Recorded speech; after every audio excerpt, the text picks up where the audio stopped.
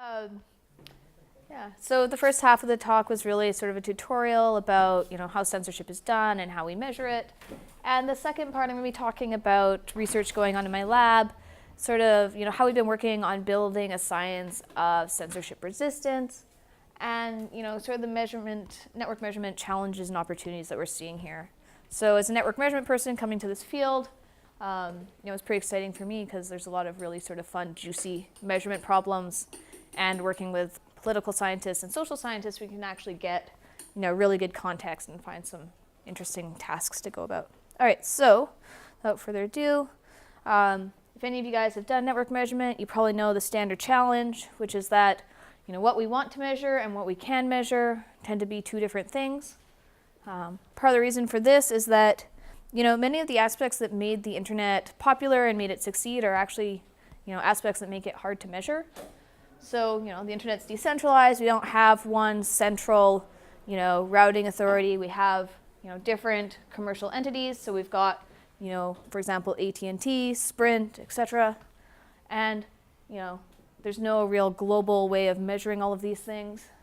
And it sort of came up a bit earlier, there's even incentives for these networks to hide information from us as we go about measuring the internet. So for example, here, if ISP-C wants to try to get settlement-free peering with ISP-A, he might not want ISP-A to know that he's paying ISP-B here. So there, ISP-A might turn around and say, well, no, you pay ISP-B, you should pay me as well. So because of this, networks actually have incentive to hide information. And so one of the challenges we face here is how can we actually measure and learn paths on the internet when these networks don't actually want to reveal all of this information to us.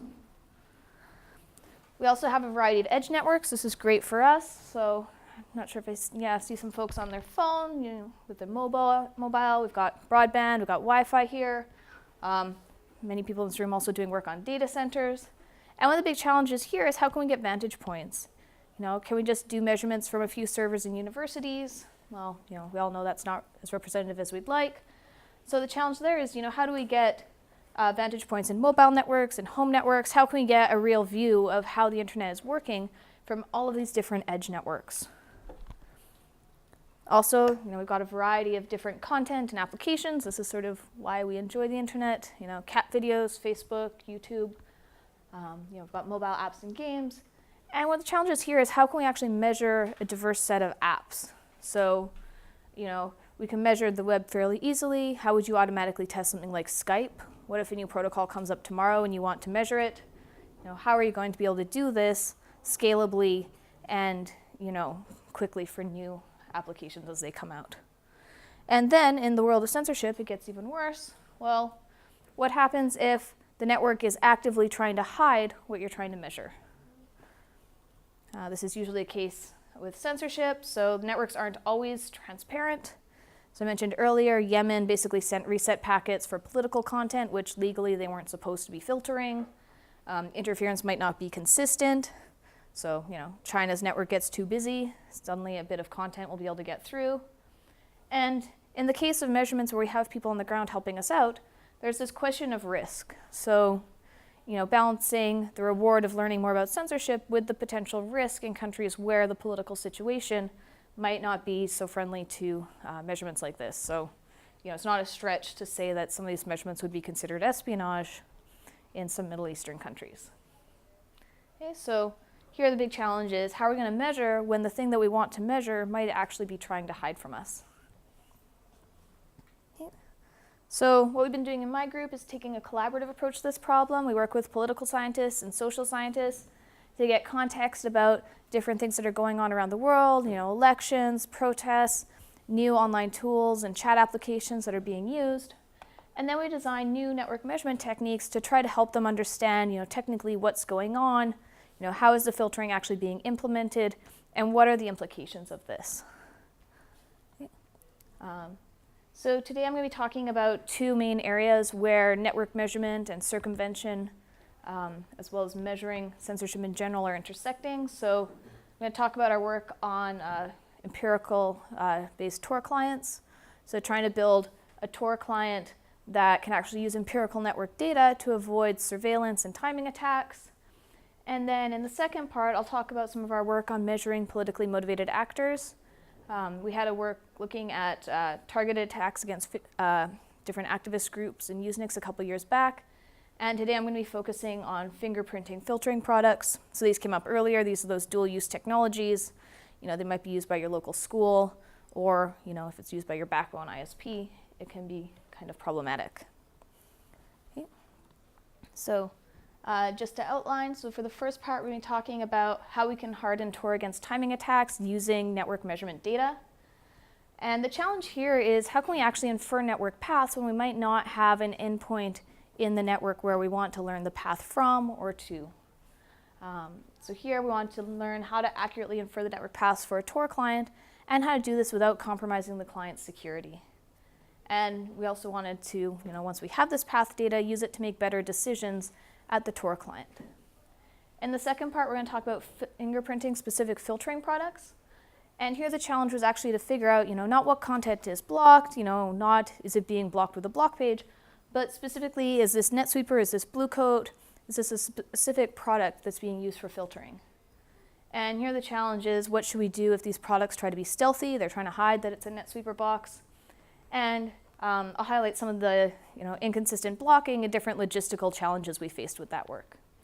And then finally, I'll wrap up with IC Lab and some of our ongoing projects.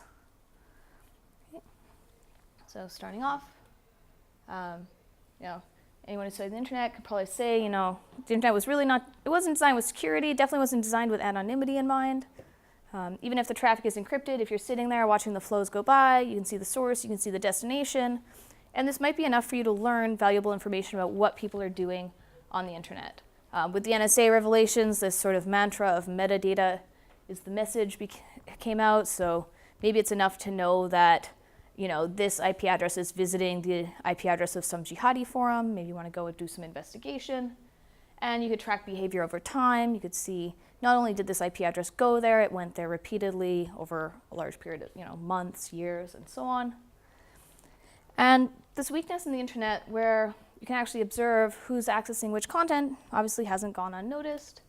We have the Tor system. I think a few folks here have done work in this area. So Tor basically tries to solve this problem of anonymity on the internet by creating a proxy system. So here, the user is going to forward their traffic into the Tor network, and it's going to come out of the Tor network and go onto the destination.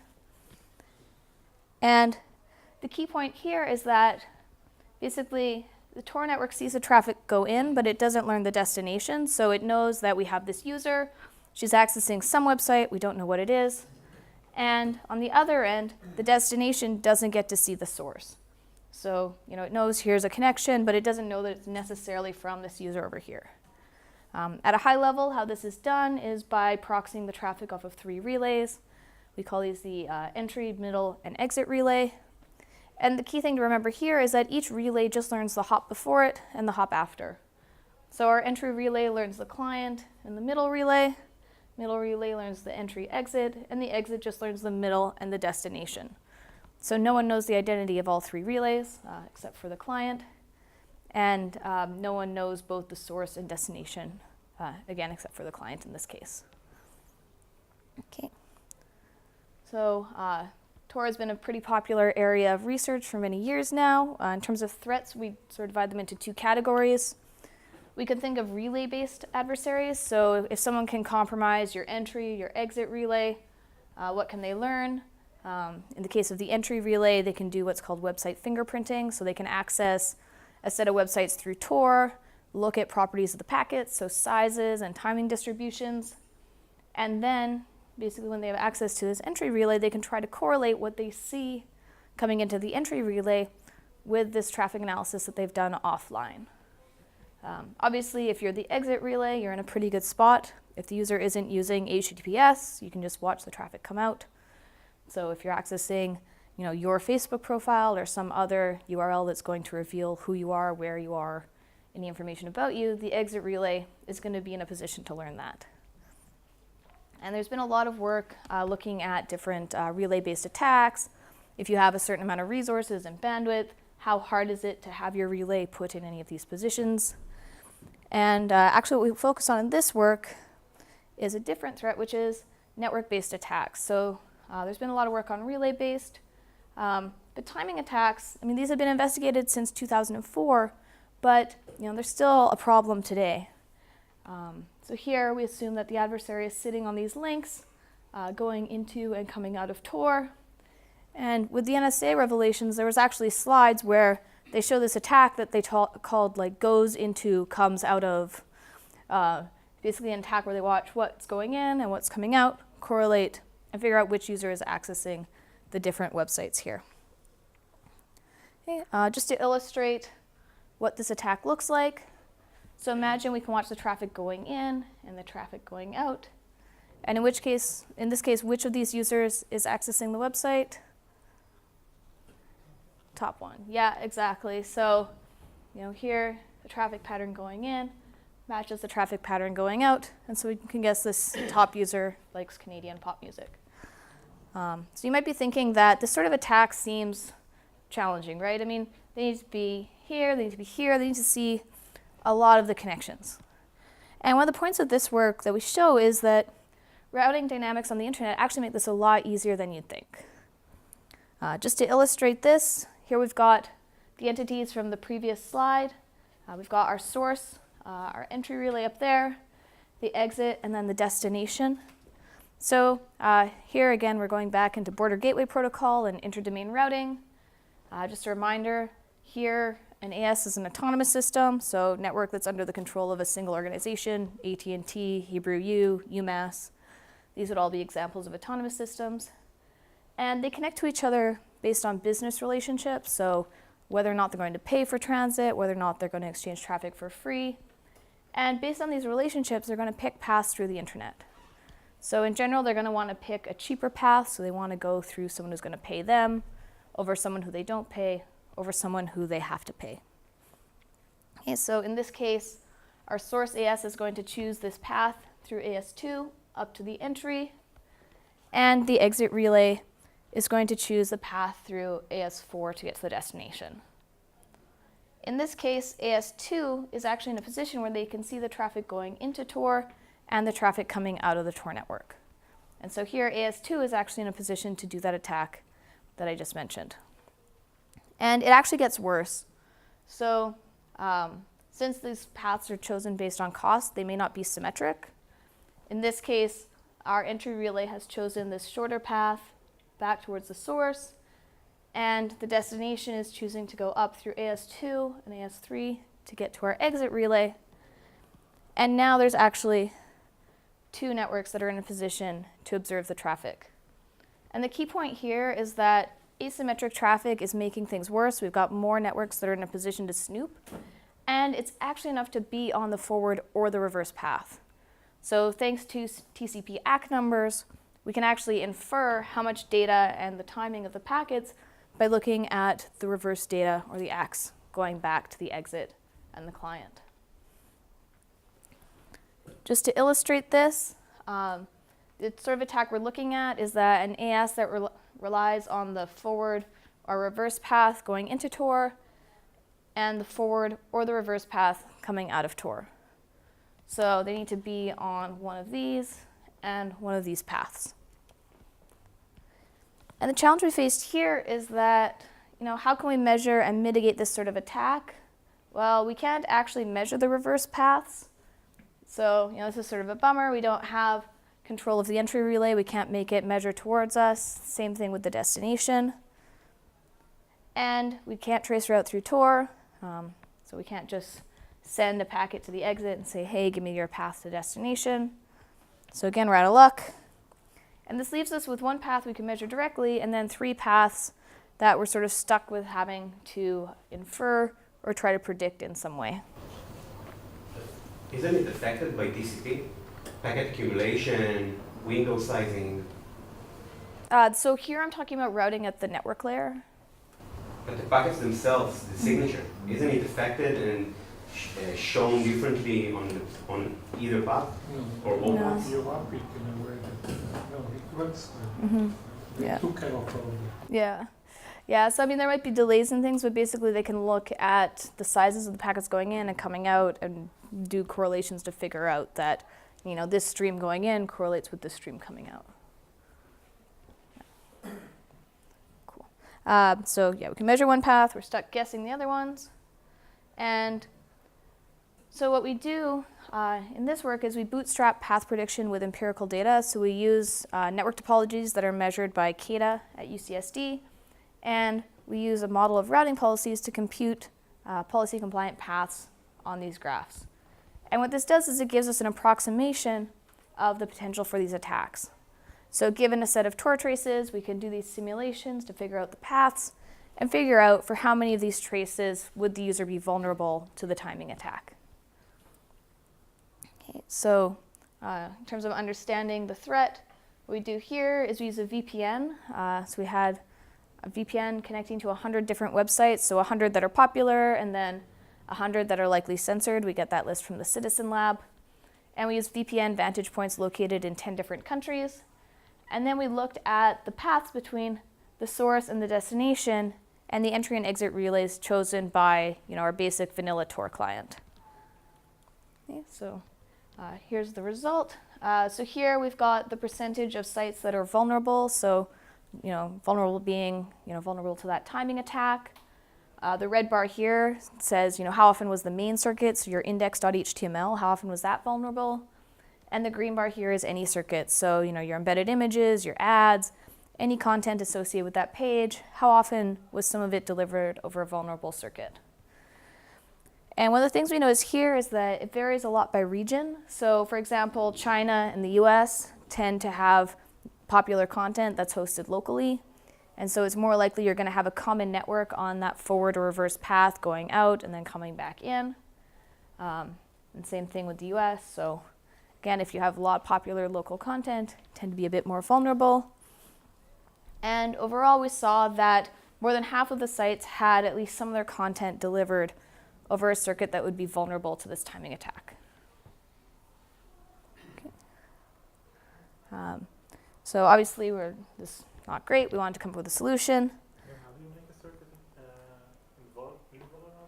What do you define as vulnerable?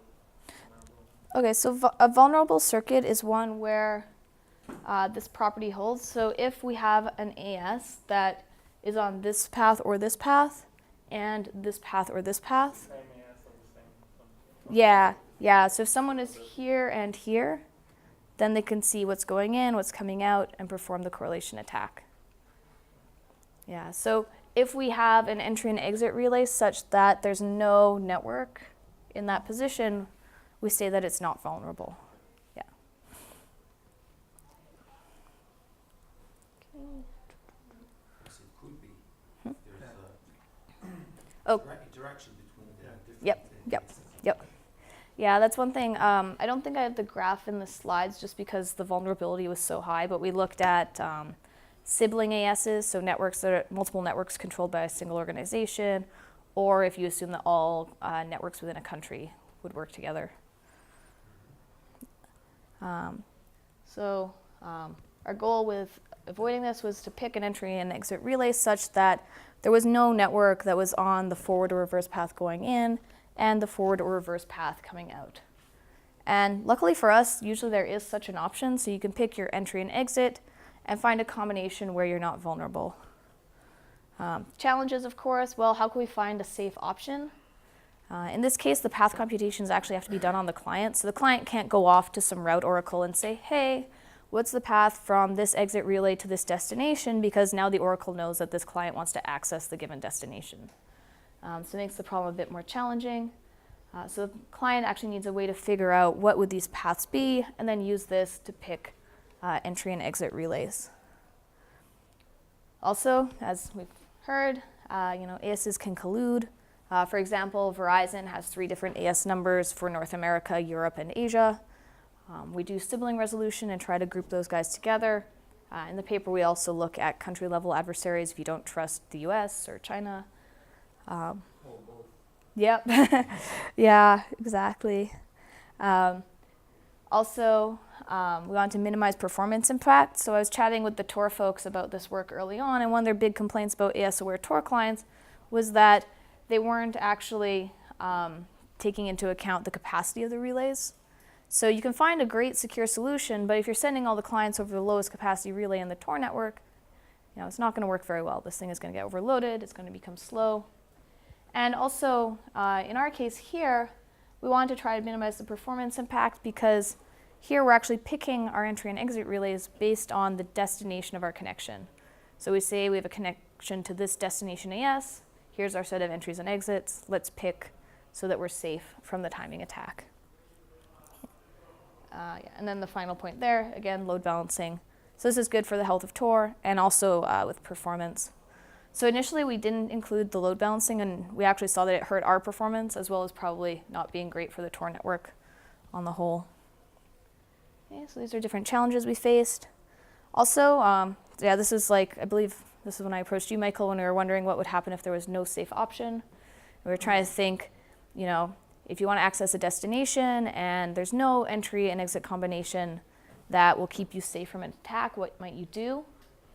And so what we do is we actually try to minimize the amount that any attacker can learn. We do this with a linear program. I'm not going to go into the details of the optimization here, but to give you sort of a flavor of how this works, we can think about our source. So this is where our client is sitting, and our client can pick between 3 entry relays in 3 different ASs here. And so just looking at an AS falling on the path from the client to that entry.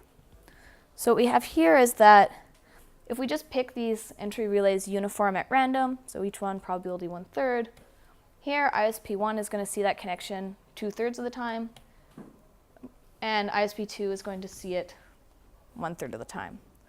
So 60% of the time, ISP1 is going to be able to observe the connection from this client. And what our linear program helps us do is figure out that, well, if we want to minimize the amount that one of these ISPs can learn, we should actually weigh the relays differently. So instead, we should weigh these ones with probability 1/4 and this one with probability 1/2. And so now the network that can learn the most can only learn 1/2 of the user's connections. One question that always comes up when I show this is, well, what if it's unacceptable to have any risk? In this case, I would say, so we've got the linear program if people are okay with some risk. If you're not, then you can imagine the Tor client popping something up saying, there's no safe option. Yeah? First of all, whenever you use Tor, it's a risk. So it's not a risk, something without risk. But the Tor, the people behind Tor usually recommend that you can to use the guard relay on your side, so you can install a guard, simply run a guard and directly connect it. And then this whole scenario is not relevant because your interest into the Tor network is on your premises. So isn't it a simpler solution? So I haven't looked at the case where you run a guard relay on your own network. So one thing we looked at in this paper, so this example is just to give an intuition of how we do the weighting here. You can imagine doing this on the exits as well. In the paper, we looked at this scheme with and without guard relays. And in our original paper, we focused on the network level adversaries, and you get this sort of contradictory result where, in general, fewer guards is safer because you're trusting less guards. But in our case, assuming that you're just looking at network level attackers, more guards tends to be better because you have sort of more diversity of entry relays you could pick there. But actually, the algorithm today in Tor picks 2 or 3 guards and they use them for a couple of months. Yeah. So it's if you're going to if you're just like say the local content is next to your guard, so game over. But if it's not, it's you don't have the problem. Yeah, so we simulated this with 1, 2, and 3 different guards, as well as letting them pick from any of the entry relays.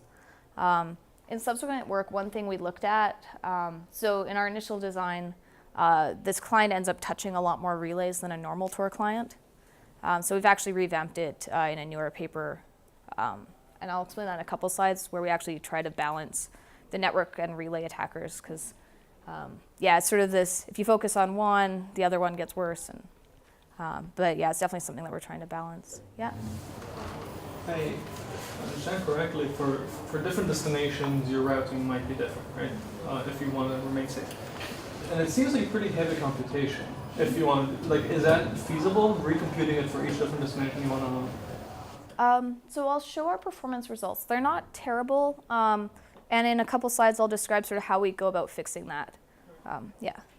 So, yeah.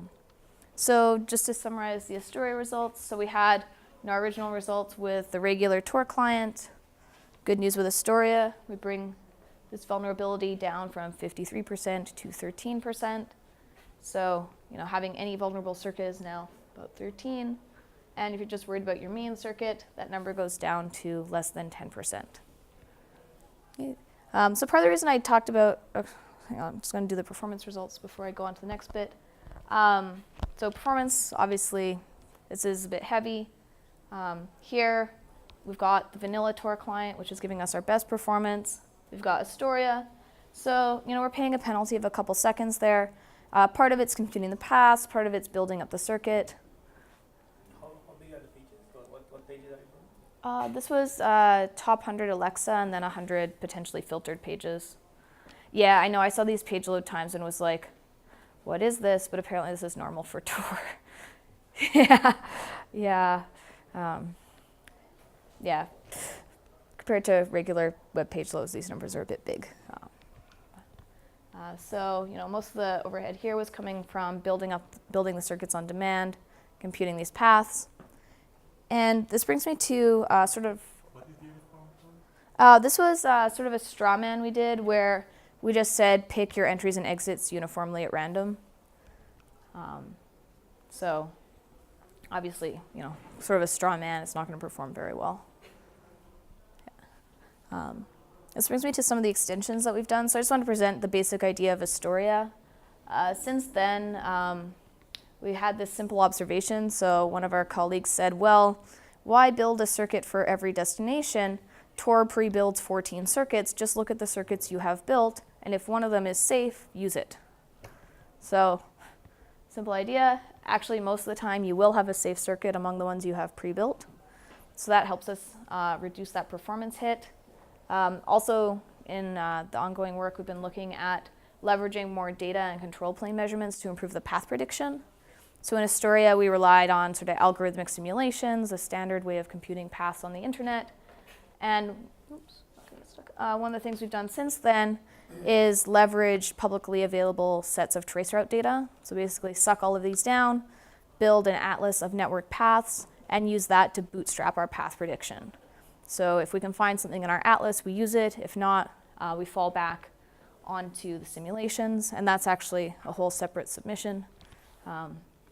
This was definitely a case where trying to solve this one security problem led us down a garden path of sort of fun networking stuff.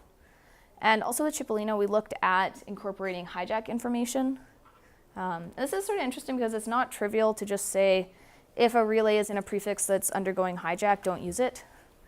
Because you can imagine your adversary, if they want you to use their specific relay, they might just hijack the prefixes of all the other relays to force you onto their own relay.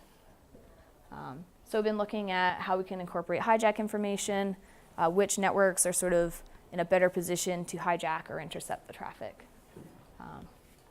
So what's the implementation for why the pre-built circuits are likely to have a safe option for them? Because it seems like a small number. Yeah, so it's you have 14 pre-built circuits, and then you basically look and see which ones are safe, and then it's basically empirical evaluation. So we basically just built a bunch of Tor circuits and looked at how often. And when they pre-built them, is there some? So what's the? Is there some criteria that they try to? Why these? Yeah, so it tends to build them. So it might depend on the exit policy of the network. So if the person's using a lot of web or different protocols, they'll pick exits that allow those protocols to go through. Capacity of the relays. It does some basic heuristics to try to avoid relays that are owned by the same organization. So they have this notion of relay organizations. So they pick ones from different organizations. They try to avoid relays in the same /16. So it's sort of another coarse-grained way to avoid relays with a common owner. I see. Yeah. So path disjointness is at best implicit, but you're saying that it's still sufficient? Yeah, it's sufficient, and it's basically kind of a coincidence in our case. Yeah, so this is nice because we get rid of that performance hit, and also one of the things that Astoria does by building a new circuit for each destination is it touches a whole bunch more relays. So if you're worried about your relays doing bad things, you're much more vulnerable to a relay-based attacker. Whereas in this case, we're bringing the amount of relays that we end up sending traffic over down, and we're much more close to that original Tor client. Could you repeat your point about incorporating hijacking information? Because it seems like, I understand why if you have some measure that says if a path is being hijacked, then you do something that might be used for an attack, but it seems like a very, like a lot of effort just to do something.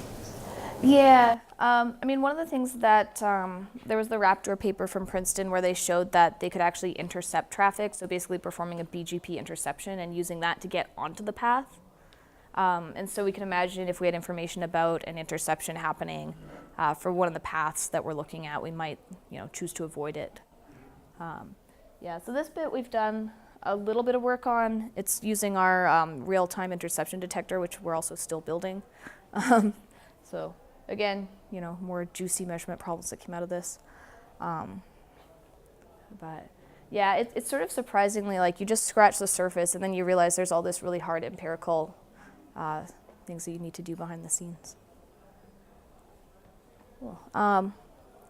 Okay, so just to wrap up, so here we looked at the potential for AS-level attackers to do timing attacks on Tor. Our first system, Astoria, reduced the likelihood of these attacks by 4 times.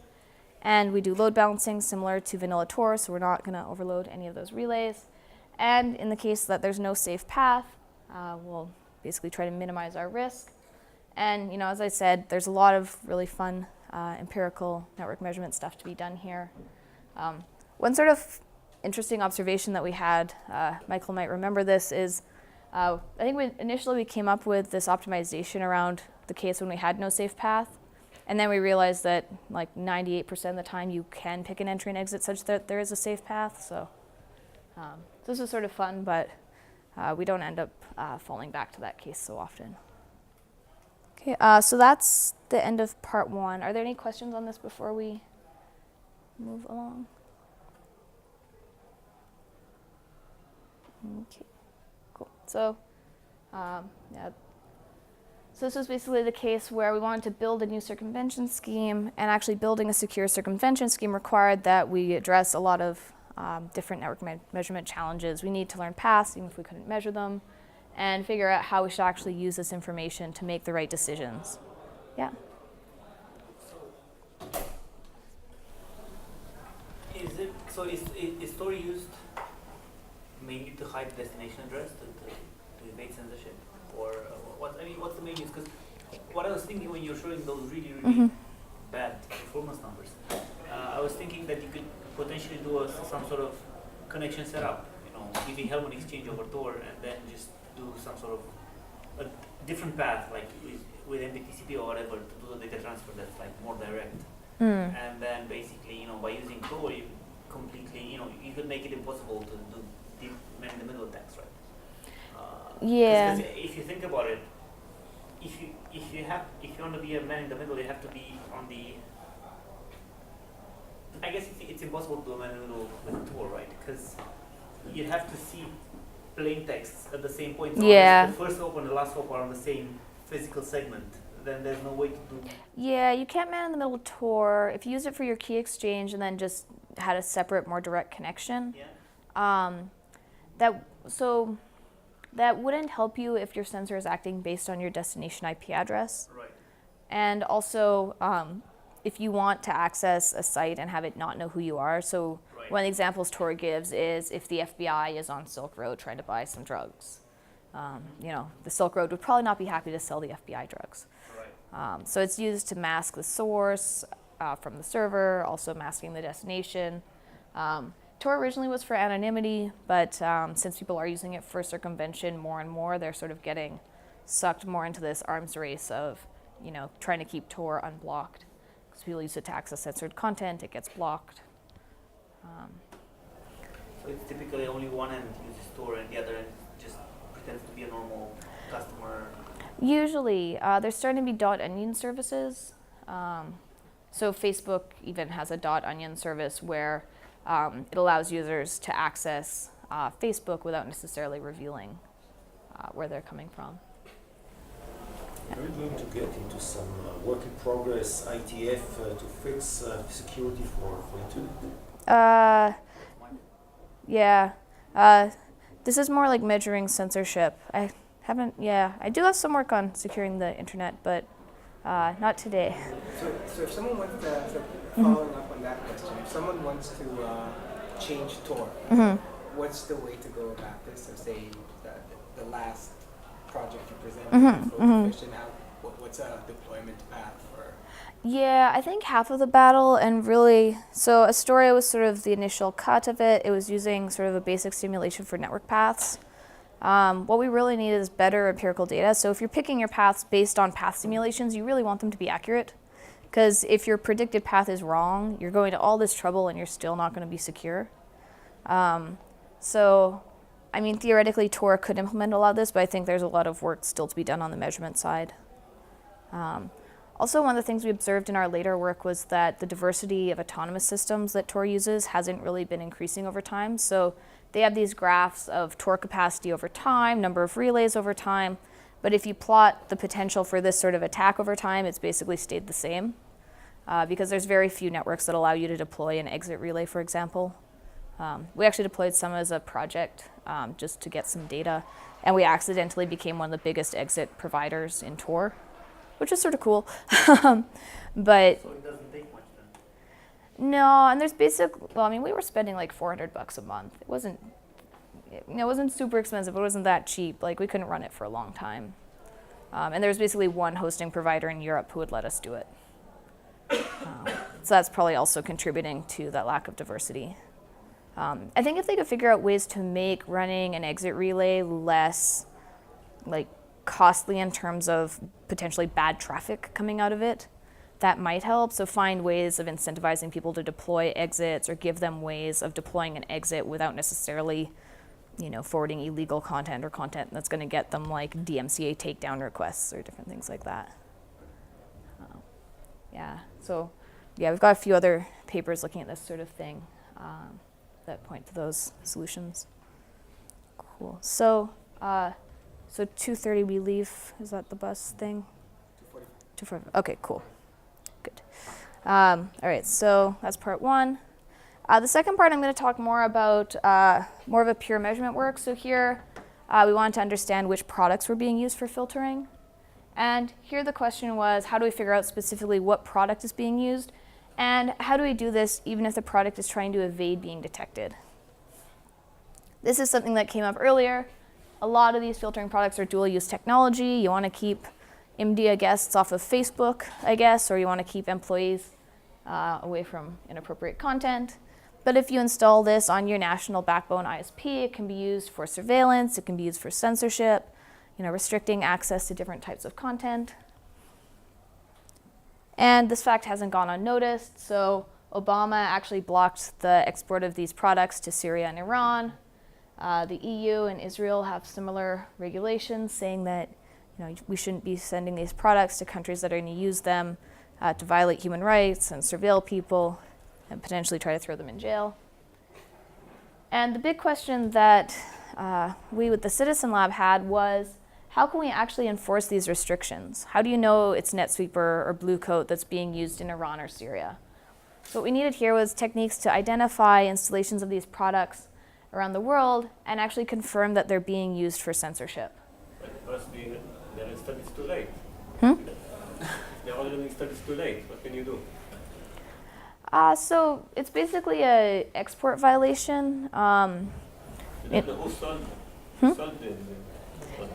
Yeah, so this is an interesting case with these. So in cases where we have found products being used, for example, the Citizen Lab found Blue Coat being used in Syria, and Blue Coat tried to say this was sold through a middleman and we don't know who it is and we're not giving them updates. But then Citizen Lab was able to do an experiment that showed that the box in Syria actually was getting updates. And so having this empirical evidence where you can go back, you can send letters to the companies, you can go to newspapers, bad PR, sort of naming and shaming Yeah, and I think one of the big important things here is actually having open methodologies and stuff that's been technically peer reviewed. So when I first went to the Citizen Lab, a lot of their reports around this were sort of like, here's a screenshot of a Wireshark page, or here's a screenshot of a block page. And we have this motto in my research group now, packet captures or it didn't happen. My student actually made a t-shirt that says that, which is sort of amusing. But yeah, so we really wanted to have hard technical evidence, because it's really easy for a company to just brush this off. They're like, you have a screenshot of a block page. You know, doesn't really prove much. So one of the goals here was to really try to add some rigor to help them get a bit further with their advocacy work. Yeah. Okay, so this was a mix of sort of manual analysis with the Citizen Lab, and then automated tools like scanning, and this tool called WhatWeb that I'll describe later. Okay, so if you want to find where these products are suspected to be installed, this can be easy. So if you have someone in the region, they see this block page, they say, hey, this is NetSweeper, awesome. If we see a block page that looks like this, it becomes less apparent. So companies like NetSweeper are realizing they're getting a lot of bad press for being used for filtering in Pakistan and different countries, and so they're taking their logos off these block pages. So, you know, if we have people in the country, we could try to look at the block pages. We can go to online forums and look for reports. So some people will tweet if they see censorship in their region by a certain product. And the technique that we rely most heavily on here is actually scans of IP address space. So here, we're mainly focusing on installations that have a globally routable IP address. And we use the Shodan search engine to try to find these different products installed in different networks. Let's see. It's in a couple of slides. I'll have a screen. Shodan is sort of funny. It's this is a tool that the Citizen Lab was using when I got there. I think we'd probably use like ZMap or something different now. But you can search for like open webcams, open routers, things like that. So you're looking for what admin interfaces of this Yeah, basically. So if we're thinking about putting a search into Shodan, we can think, well, okay, what sort of search terms do we want to use?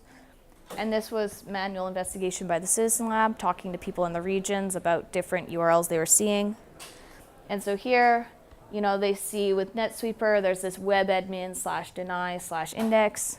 This is one of their block page URLs. I don't think I have it in the slide deck, but we had one example where it was like the login for administering NetSweeper's business interface. So in terms of the set of terms that we would put into Shodan, we came up with a few different ones. So for Bluecoat, proxy SG, NetSweeper, webadmin /deny, and so on. And you're probably looking at these terms thinking these are really broad. And I just want to highlight here that when we're searching Shodan, we're intentionally being a bit broad. We want to try to get as many installations as possible. And then we'll narrow it down to sets of installations that are actually still running and then being used for filtering. Okay. So here's a screenshot of the Shodan search engine. I believe it's shodanhq.com or .net if anyone wants to go poke at it. So here we use programmatic searches for those keywords that I just mentioned. And you know, we can get some results like this. So here, this is a search for a NetSweeper string. And you know, we're getting installations in US, UK, Canada, and then sort of the usual suspects for censorship, Russia, UAE. So one thing to notice here is that these results are not necessarily going to be fresh. So basically each of these results has the date that it was added. And these are only refreshed every so often. And so we need to find a way to verify that the results we're getting back from Shodan are actually still hosting the product that we're looking for. And so what we use for this is this tool called WhatWeb. So basically you can give it an IP address, it runs a bunch of different web queries against it and tries to figure out what sort of web server is running on this IP address. This is handy because it has identification tools for common products like NetSweeper. I think we're having some musical chairs. So you basically point what web at an IP address. If it's running NetSweeper, you'll see this NetSweeper string show up. This is fun if you're ever looking at CDN edge caches. This is something that we ended up doing on a recent paper. So if you think something is running an edge cache, point what web at it. You'll see, Apache ghost and different things like this. Or I believe it's Akamai ghost. And so you can figure out it's like an Akamai edge cache. So kind of a fun tool that the Citizen Lab actually pointed us at. Okay, so here we use what web to figure out if the tool is still running.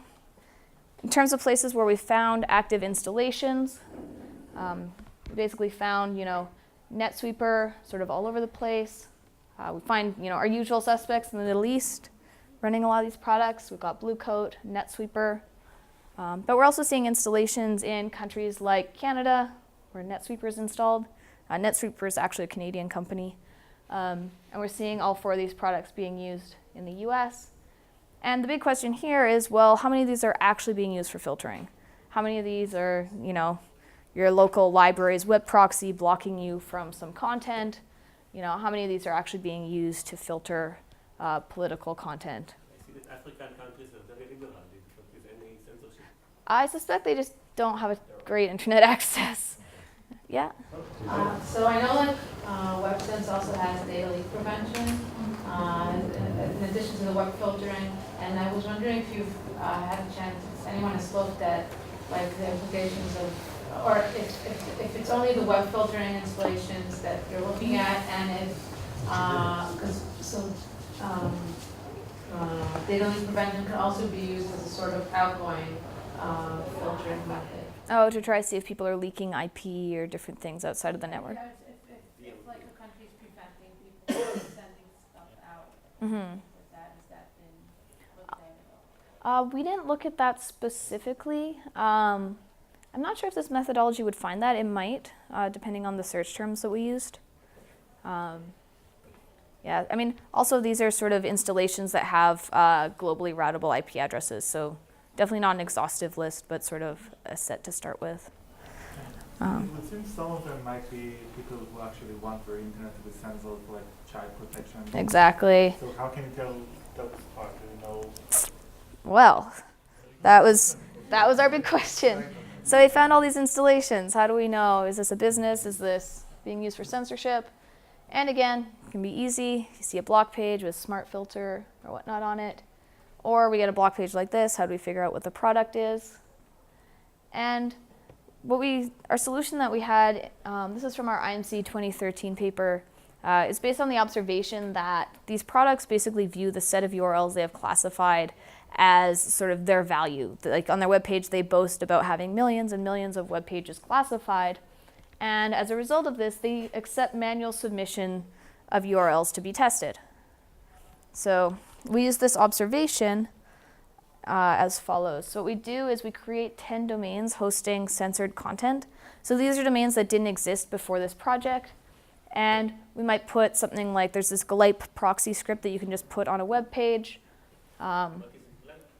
It's basically you can embed it on an HTML page and it does web proxying for people. It's like a simple free proxy tool. So it's something that is censored because it is a... Because it's a proxy. Yeah, so in this example, talking about proxies as censored content, but later on we'll address some of the challenges of trying to create censored content. So we've got the sites with censored content. First, we check that they're not blocked. We just made these for this project. They should not be blocked. And then we take half of them and submit them to Blue Coat, NetSweeper, whichever vendor we're testing. And then we test these sites again. Basically, if the sites that we submitted are blocked and the sites that we didn't submit are not blocked, we have a strong indication that the product that we submitted these sites to is actually what's being used for filtering in this case. Okay, so sort of a... But you should check if it is blocked in Syria, for example, not? Yes. Yeah, so here we actually had people on the ground doing testing. It wasn't necessarily in Syria. But how can you check if it is blocked in other? You should go to Syria to check it, no? Yeah, hang on. So here's actually the results of this. We had a colleague in Saudi Arabia who was coordinating tests in the Middle East for us. I'll describe some of the challenges of that. as well. So we looked for Blue Coat, Smart Filter, and NetSweeper. With Blue Coat, we actually didn't observe any of the sites we submitted being blocked. But for Smart Filter, we could see it being used in Saudi Arabia, UAE, NetSweeper in Qatar, UAE, and Yemen. And here we can see some examples of this inconsistent blocking. So 5 of the 6 sites being blocked versus all of them. And a natural question is, well, what sort of content are these products being used to block? It was tested from an enterprise network or from a domestic connection? I believe it was domestic. It was our colleague basically contacted his friend in Qatar to run the measurement program in this case. Yes. No. This is sort of Citizen Lab's original measurement infrastructure. This study actually motivates a lot of the work we're doing now. So this was using the old infrastructure. These are all countries where it is legal for US for an American company to sell these kinds of products to. I mean, it's not Syria or Iran or North Korea, right? Yeah, so technically these are all legal. One of the big questions we had though was what type of content are they being used to filter? So the UN Declaration of Human Rights has certain content types that they believe should be freely accessible all over the world. And the Citizen Lab has lists of URLs and they classify them based on these different types. And we had the testers in UAE, Yemen, and Qatar run through these lists and try to figure out what types of content are being filtered. So here, we've got media freedom, human rights, political reform, minority groups and religion. And so these products are actually being used to block a lot of content that, you might expect people to have free access to. From a proxy.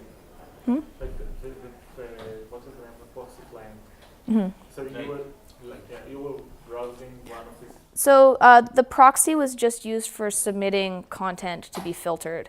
So to figure out that, yes, So this... it's not encrypted, they can examine the content and decide if it's one of these criteria, and then, because you're just blocking a proxy. These companies that usually block any proxy product because Mm-hmm. you don't want any people to evade their... So we just use the domains with the proxy script on them to figure out that it's that specific product being used.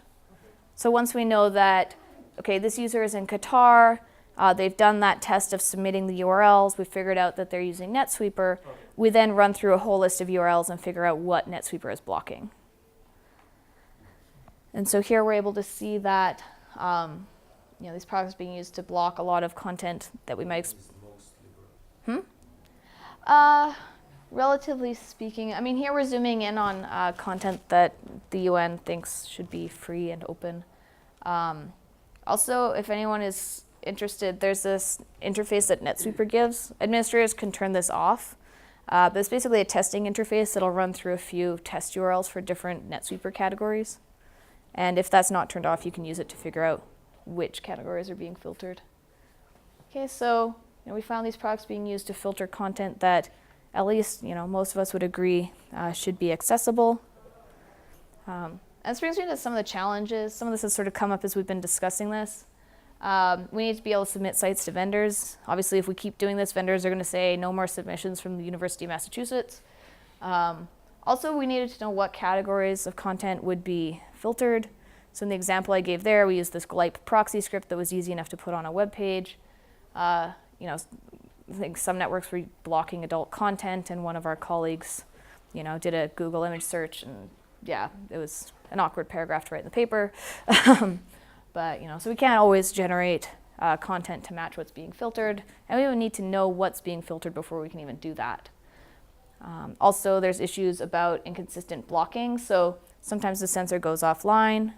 Yemen had a finite number of NetSweeper licenses, so after a certain point, users wouldn't be blocked anymore. So if you're trying to check if those 5 websites are blocked and blocking is turned off.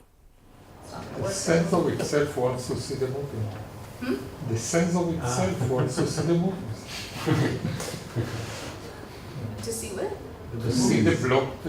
Oh, yeah. In this case, we're testing from users, but in the case of the Egyptian internet shutdown, there was like this trickle of data that still went through that was basically just the network operators. Yeah. Also, we saw products being used in combination, so we might have seen Blue Coat being run on a server, but the URL list it ends up using tends to be like smart filters. So you can have a blue coat physical piece of hardware running a different URL list. And then finally, I think we've sort of all danced around this, the challenge of coordinating with users and scheduling tests.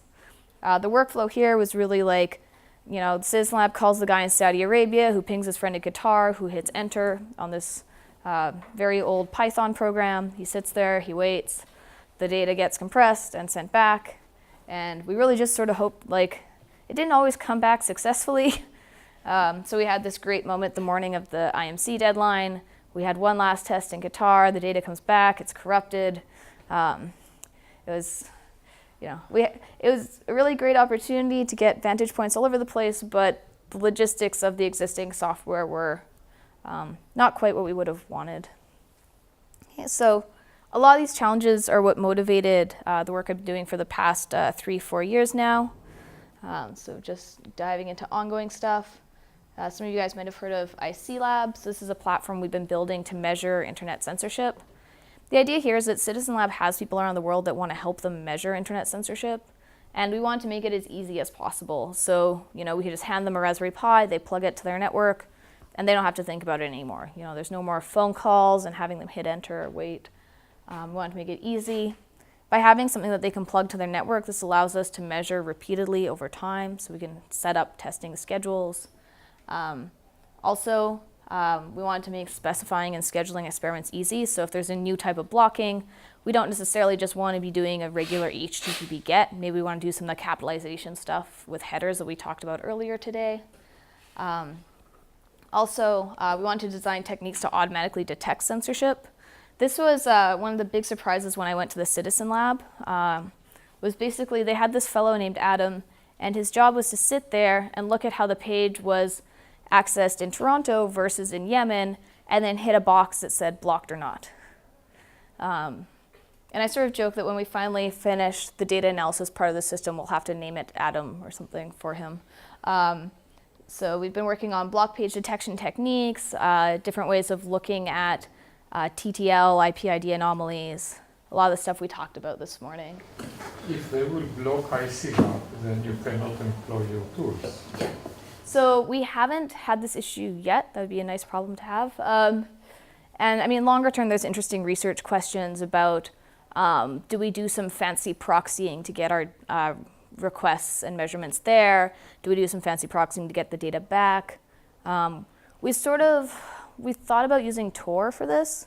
The downside there is Tor is a big bullseye, but the upside is that they have a community of people working to keep it from being blocked. So there's trade-offs. We haven't gotten big enough to run into this yet, though. But it's definitely something that we're thinking about. It will block your control of the boxes and how you call these devices. Yeah. Maybe you should copy something from Project Notes, just like a config generating random URLs. Yeah, this is actually something that I was thinking about, like getting a bunch of like Amazon virtual machines and assigning them like randomly generated host names and having them all have a seed. And yeah. But then the DGA protection would catch you. Because the CNC servers protection when they're trying to protect from criminals, so you'll be in the same boat. Yeah. Yes, I mean, like we're still sort of brainstorming on this. I mean, the main goal for the past few years has just been to get the system up and running, and then sort of as we face these challenges of being blocked, work towards addressing them. Yeah, so it's definitely like a lot of interesting work still to be done. And one of the goals of this too is to allow us to create more of a science of censorship resistance. Basically be able to measure censorship over time, see how censors behave, how many resources will they put towards it. Are there different types of countries? Do some countries care more or less about how happy people are? Maybe they don't care. They're just like, we just want to block everything. We don't care if there's riots, whatever. And based on observations, we actually want to be able to figure out, what might censors do and use this to evaluate circumvention tools. Because it's really easy for us to come up with these, theoretically very strong attacks, and we want to understand, how likely are these to happen in practice. I also want to share, this is one of my favorite graphs of the past year. This is basically showing IC Lab runs over time. So in addition to the Raspberry Pis, IC Lab is running on a few hundred VPN vantage points. So here we have 1 point. So basically, there's a point if there was a run in a given country on a given day. So green is IC Lab. So you can see we basically set up a cron job that runs IC Lab over our VPN vantage points. The red lines here are sort of a comparison with Uni, which is a similar project from Tor. It's interesting because Uni's approach is basically to get a few people, they tend to be technically savvy to run this. And so they've got a few people who are really dedicated, running nearly continuously, and then we sort of have this regular pattern of sweeping through our VPN vantage points. There's a few gaps because hardware breaks or students go on holiday. But it was just nice to see that the system that we built has actually been running and gathering this data for a while now. Also in terms of case studies, we've had some good success working with the Citizen Lab and different groups with IC Lab. So Citizen Lab used to use this program, that Python thing that I was telling you about, and now they've migrated over to using IC Lab, so they'll give someone in a region a vantage point. In terms of ethics, we do informed consent with these people, and a lot of them are they're already activists. They kind of already know they're on the government's not great list. There are some countries that we won't run in because the risk is too high, so Iran, Syria, I can't remember where we stand on China, but I believe that might also be one that we're not running in. For those countries, we use virtual private servers or VPNs, so we can still get data but not put people at risk. But back in fall 2015, we worked with the Citizen Lab, and they had this case where they were seeing this block page in Yemen. So if they try to access playboy.com in Yemen, they get this block page, and they were able to figure out that this block page was coming from NetSweeper. And they came to us and said, well, we see this block page for some content, but for other content, we see an HTTP 404. And they said, what is this 404 message? Is this censorship? Is the server down? How can we tell? And so we did. Again, in the vein of packet captures where it didn't happen, we basically made these measurements. We took packet captures, and we looked at the IP ID and TTL headers. And this goes back to Kosin's point earlier about are they fast enough to block before that SYNAC packet comes back? Luckily for us, no. So here we have the TTL on the SYNAC packet. So for different URLs that we tested, so we've got the red there is your SYNAC TTL, and the green is the TTL of your 404 packet. And, oh, sorry, why are these? Oh, okay, sorry. So the top box here is for the 404. So URLs that got the 404 message, what did their TTL look like? So your SYNAC, you've got whatever your regular SYNAC would be, and the anomaly, so basically that TTL on that 404 message. And the TTL on that 404 message is basically consistent. So it's just slightly more than 50 there. And we do the same thing for the block page. So we compare the TTL on that SYNAC packet with the TTL on that block page packet. And again, so the SYNAC TTL is sort of varying based on the server. And the TTL on the block page, again, fairly consistent and just above 50. So based on this, we can infer that it's very likely that this block page and this 404 page are being injected by the same device. So it's coming back with the same TTL values. I can't remember if I put the graphs in for this. I don't have the graphs for it, but we had a similar result with IP ID values where the IP ID for the block page in 404 was also very similar. So in this way, we were able to help them figure out that this 404 page was actually probably coming from that same device. The next case was, is this going to work? What is this doing? Okay. Yeah, animation bug. Let's try.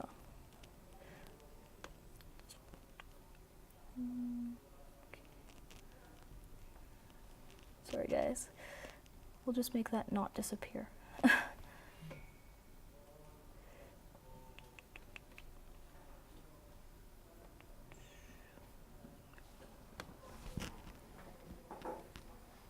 right, so this was some work we did with Small Media, a group in the UK. They did a series of blog posts and even podcasts. I guess we're hip. My students were on some podcasts. And they were looking into censorship in Iran. They did a series about different aspects of it. And they sort of wanted some help measuring the filtering and getting a technical view on it. So here we got access to virtual private servers in Iran. And some of the things they wanted to look at were, how do tech sanctions impact censorship? So, with the U.S. sanctioning Iran, what did they see? And this was actually something that was really important for us to actually help them, because a lot of the time they would interpret not being able to access content as being Iran doing filtering. But in the case of sanctions, it tends to be the U.S. web page that's blocking users from Iran as part of the sanctions. So here we have 4 different virtual private servers and different URLs, and then the type of filtering that we saw. So for developers.google.com, we saw server-side blocking. For Adobe Flash Player, we were... Server-side blocking is the sanctions? Yeah. I'll show you a block page that we saw that makes that pretty clear. For Flash Player, we were seeing resets coming locally, so from a device within Iran. Android developers and Google Analytics, we were seeing from the server side. And then down here, Netflix and Bitbucket, both tending to be blocked by ISPs that were local to Iran.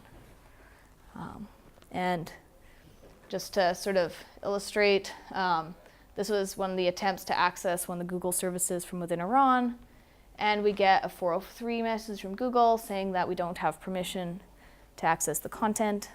So the question is, if Google stopped filtering, would the Iran start filtering? That's a good question. It's interesting. Because here we see that they are actually blocking Bitbucket, so maybe they do care about blocking some development-based content. And this is actually an issue with Tor too. So early censorship measurements used accesses through Tor as a ground truth for when the content is accessible. But a lot of websites block Tor users. So trying to use Tor as a control doesn't always work. Local can be also spies. Local blocking can be also American spies blocking. Oh, a spy in Iran blocking the internet? Spy blocking from this to enforce the sanctions from within. I don't think so. So in this case, we're mainly looking at blocking by the ISP. So this is the person who is responsible for providing you internet access, and then figuring out if it's that ISP or one that's closer to the server.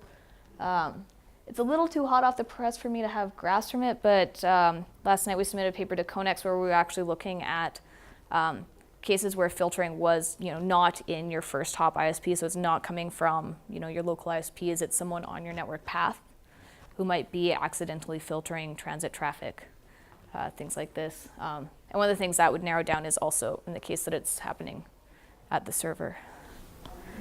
So you say you're the first hop ISP, or so do you correlate that with geographical regions? If the second hop is within the same country? Yes, we're actually able to see not just leakage to other networks, but networks outside of the region or country.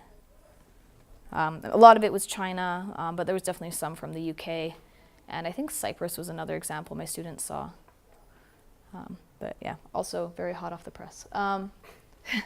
So we found these block pages. And this sort of tied into a lot of work we were already doing on server-side blocking of clients from different regions and Tor clients and so on. So that's sort of wrap up of IC Lab and different places we've used it. I guess with that I can take questions for the last bit. Obviously, I'm lucky to have a lot of great students and collaborators who've done a lot of work here. So thanks.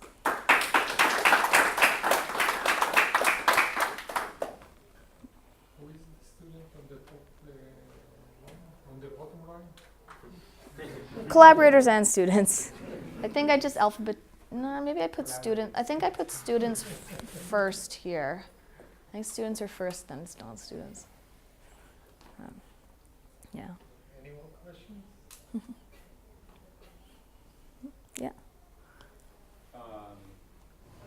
The measurement infrastructure you have might be interesting for things even completely outside of censorship. Have you looked at that, or are you kind of trying to focus it really narrowly to fly under the radar?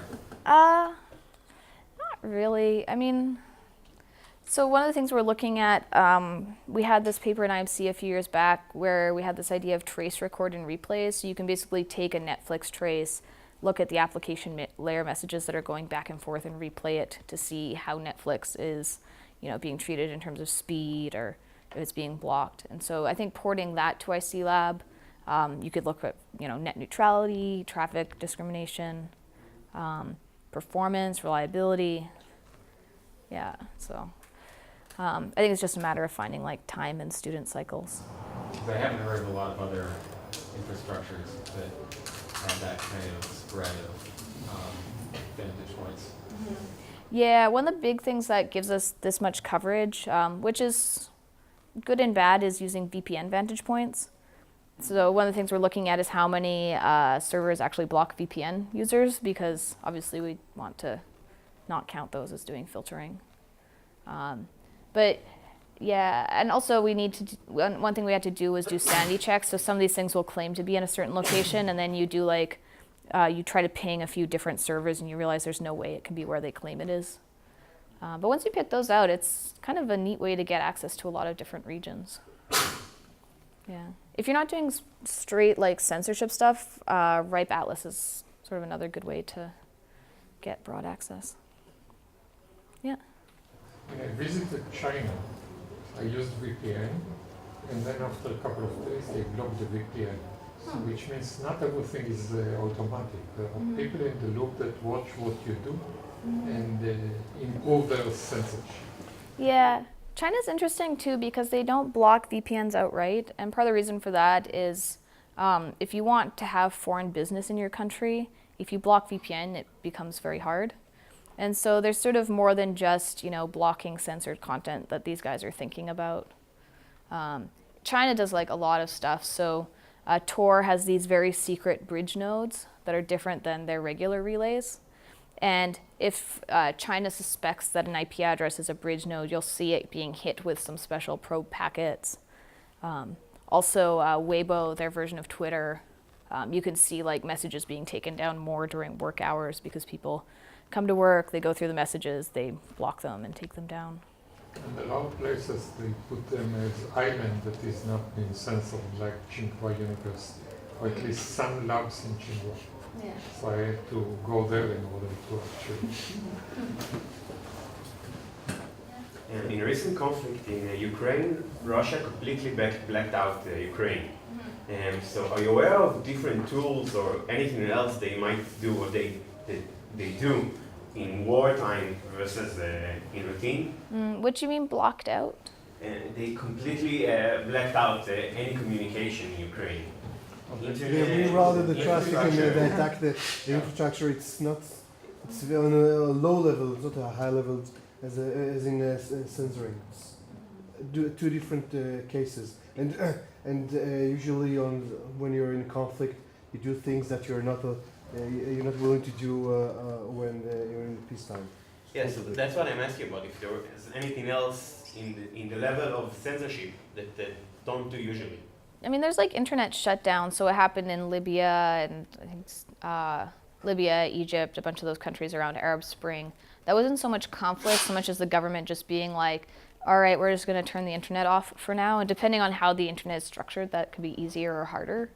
So, and I mean, honestly, I don't see a country that doesn't have good relations with another country relying on it exclusively for internet access, because that would probably not be great. So imagine Ukraine is going through Russia for all of its upstream. Russia just withdraws all of Ukraine's prefixes. And it's interesting if you look at the history of this sort of stuff. So people act like the internet is the first international network to ever exist. But you can actually go back and look at the telegraph system, which existed since the late 1800s. So it was this international network, and they had to think about how to regulate it. Should information be free? Should encryption be okay? What sort of protections should it have? And then World War I hits. What's the first thing they do? They cut the cables. And then as soon as they have concerns about national security, suddenly there's surveillance, all this different stuff going on with the telegraphs.